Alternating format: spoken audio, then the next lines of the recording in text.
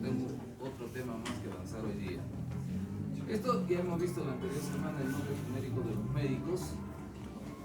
Hemos hablado acerca de cómo se hacía la interpretación de las enfermedades, cómo se conocían los médicos. En parte eso también está los farmacéuticos, se les conocía como el azul. Y ahora vamos a ver, como grandes innovaciones en el ejercicio de la medicina aparecen escritos médicos que abarcan la medicina general, las especialidades, materias médicas y cirugía. Las dos grandes áreas de la medicina que se han iniciado desde tiempos inmemoriales han sido la parte clínica y la parte quirúrgica, que se dividían, ¿no? Posteriormente ya ha habido estudios acerca de la maternidad, acerca de lo que es las enfermedades, la epidemiología, ¿no? Entra también la parte de la odontología, ¿no? Que ha sido un problema desde el comienzo, los problemas sobre todo de abscesos dentales que en la actualidad se encuentran en algunas momias y han hecho estudios acerca de este tipo de problemas dentarios, ¿no? La profesionalización de la medicina, la legislación del ejercicio médico, incipientemente los conceptos de salud pública. Una vez que empieza la profesionalización de medicina, era una profesión de bastante responsabilidad y sobre todo el acompañamiento a personas que estaban dedicados al cuidado de la salud. Entonces, a partir de eso, del conocimiento de estas personas entre sí, es que empiezan las primeras escuelas de medicina en forma empírica, porque no se tenía un currículum, un pensum, nada, simplemente se iba enseñando poco a poco lo que uno había aprendido. Después tenemos los objetivos y beneficios de la medicina: promover la salud y prevenir las enfermedades. Empezamos ya lo que es salud pública, ¿no? Promoviendo la salud y también prevenir las enfermedades, tanto con la alimentación como con otro tipo de cuidados para que las personas no puedan padecer de algún tipo de enfermedad. En la actualidad también se tiene muy en cuenta esto, sobre todo en las enfermedades oncológicas, ¿no? Se han hecho algunos estudios que, por ejemplo, algún tipo de sustancias pueden producir problemas oncológicos. Aliviar los síntomas, el dolor y el sufrimiento. Generalmente, ¿por qué vienen los pacientes a los establecimientos de salud? Dolor, fiebre, deshidratación, ¿no? A pesar de que ya son problemas algunas veces bastante serios que comprometen su salud, ingresan caminando al establecimiento, pero lamentablemente por azares de sus condiciones fisiológicas de la persona llega a fallecer, y los familiares, ¿qué dicen? Ha ingresado al hospital caminando y me lo han matado. Entonces, la respuesta no siempre a todo tratamiento es 100% eficaz. Muchas veces la respuesta de cada individuo en particular va a conllevar a ciertos problemas y complicaciones dentro de la salud. Evitar las muertes prematuras, mejorar la situación funcional del enfermo, estabilizar el estado comprometido, educar y orientar a los pacientes en lo concerniente a sus dolencias y pronóstico, y evitar causar daño al paciente durante la atención médica. Estos son los objetivos que debemos tener nosotros, todo personal de salud, ¿no? En cuanto al cuidado de la salud del paciente. En 1948 se redacta el primer juramento hipocrático en la Convención Médica de Ginebra.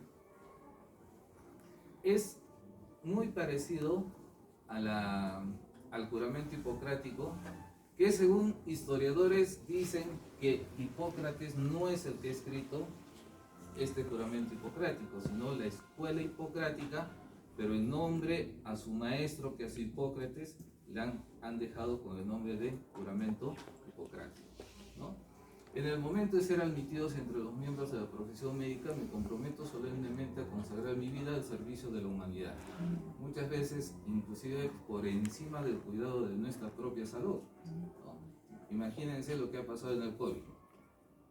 El personal de salud, al comienzo, pues hemos sido expuestos a contraer estas enfermedades, y muchos colegas no solamente médicos, sino también enfermeras, personal técnico, han contraído la enfermedad, lamentablemente no han podido superar y han fallecido. Sobre todo los primeros momentos del año 2020, los primeros meses, es donde más fallecimientos de profesionales de salud se ha dado en el mundo. Conservaré a mis maestros respeto y reconocimiento del que son acreedores, desempeñaré mi arte con conciencia y dignidad de la salud, a la vida del enfermo, serán las primeras de mis preocupaciones. Respetaré el secreto de quienes hayan confiado en mí, inclusive este del secreto profesional está legislado tanto en el Código Penal como en la Ley General de Salud, ¿no?, en nuestro país. Es más, inclusive la Constitución habla acerca de del secreto profesional. Mantendré en todas las medidas de mi miedo y el honor a las nobles tradiciones de la profesión médica. Mis colegas serán mis hermanos. Lamentablemente esto es lo peor, que casi nunca cumplimos. ¿Qué pasa cuando llegan a los establecimientos de salud pacientes que han sido trasladados de otros establecimientos? El primero que le echa barro al colega por el traslado es el médico que reside. Ese médico lo ha atendido, así se no sabe. Por eso es que se ha complicado pues la salud de tu paciente, cuando ni siquiera ha tenido toda la información completa de ese paciente, ¿no? Y a veces los pacientes no están tan mal y escuchan lo que ha hecho el médico. Y si se complica, los familiares les comunican y empiezan los problemas médico-legales. Por eso hay que tener mucha cautela cuando nosotros comentemos algo, ¿no?, sobre todo delante del paciente. Ahora, si tenemos la certeza pues, de que ha cometido un error, eso se puede denunciar, pero no decirle directamente al paciente. No permitiré que entre mi deber y mi enfermo venga a interponerse consideraciones de religión, de nacionalidad, de raza o partido o clase. Por ejemplo, cuando se dieron los problemas del SIDA, y eso es entendible, ¿no? Cuando llegó los primeros casos de SIDA, los médicos no los querían atender a los pacientes que portaban SIDA. Peor todavía si era una cirugía de algún tipo, ¿no?, de traumatología, cirugía general. Todos trataban de excluirse, porque había cierto miedo, porque esa enfermedad, pues, si se contagiaba uno, tenía un periodo de vida máximo de 5 años. Entonces, poco a poco ya se ha ido estudiando, inclusive ahora hay personas que son portadoras de SIDA porque viven más de 20 años y están casi normal, ¿no? Tendré absoluto respeto por la vida humana. ¿Qué tendencia hay ahora en el mundo? El aborto.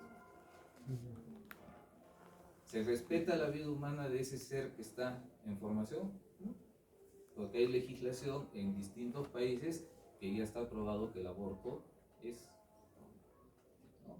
En nuestro país todavía no se ha dado esto del aborto inducido, ¿no? Pero ya, por ejemplo, en Argentina se tiene que el aborto, cualquier paciente de menos de 22 semanas de gestación acude a un establecimiento de salud, tiene que le hagan un aborto y el médico tiene que hacer. Aún bajo amenazas, no admitiré utilizar mis conocimientos médicos contra las leyes de la humanidad. La eutanasia, que ya en nuestro país está en vías de aprobación. Y hay un caso de una psicóloga que tiene una sentencia del Tribunal Constitucional. Ya padece un problema de una enfermedad terminal y estaban a la espera de que se reglamente simplemente esa sentencia del Tribunal Constitucional. Hago esta promesa solemnemente, libremente, por mi honor. En el 2017, en octubre de 2017, se modifica el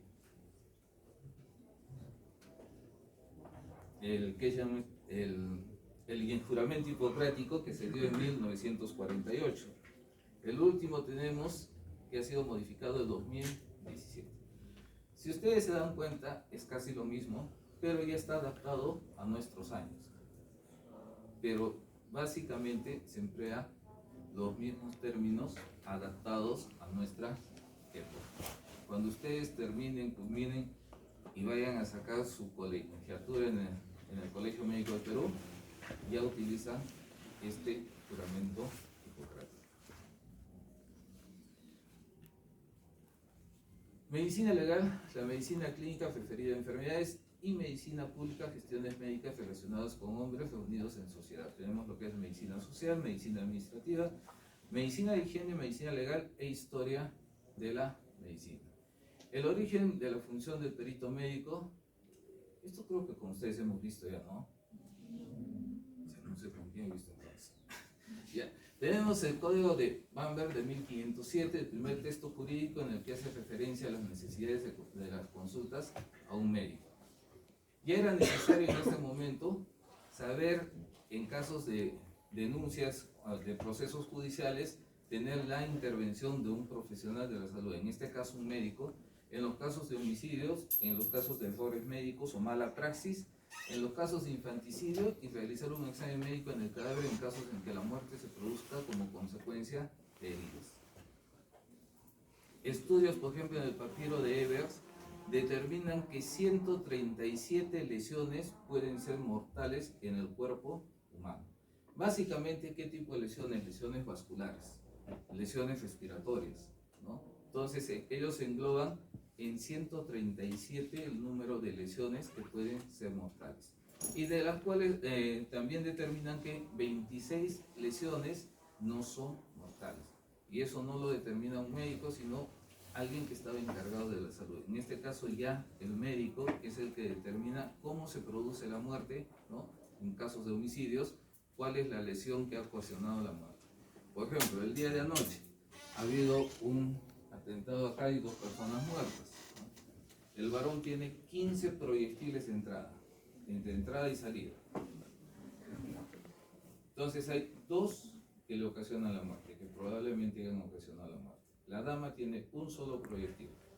Lamentablemente ha ido a una zona donde la produció la muerte, ¿no? Porque eso lo podemos determinar mediante la necropsia médico-legal.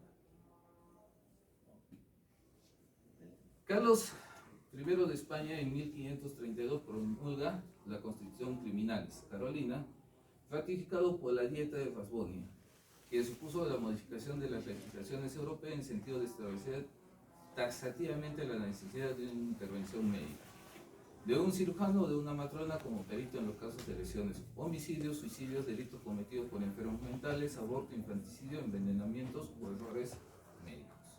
En la época de Paolo Sacchi, médico personal del Papa Inocencio X, escribió su obra Cuestiones médico-legales, que consta de 3 tomos y considera el texto clásico más famoso de la especialidad.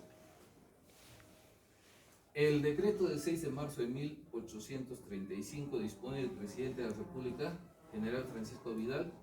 El 4 de marzo de 1843 pide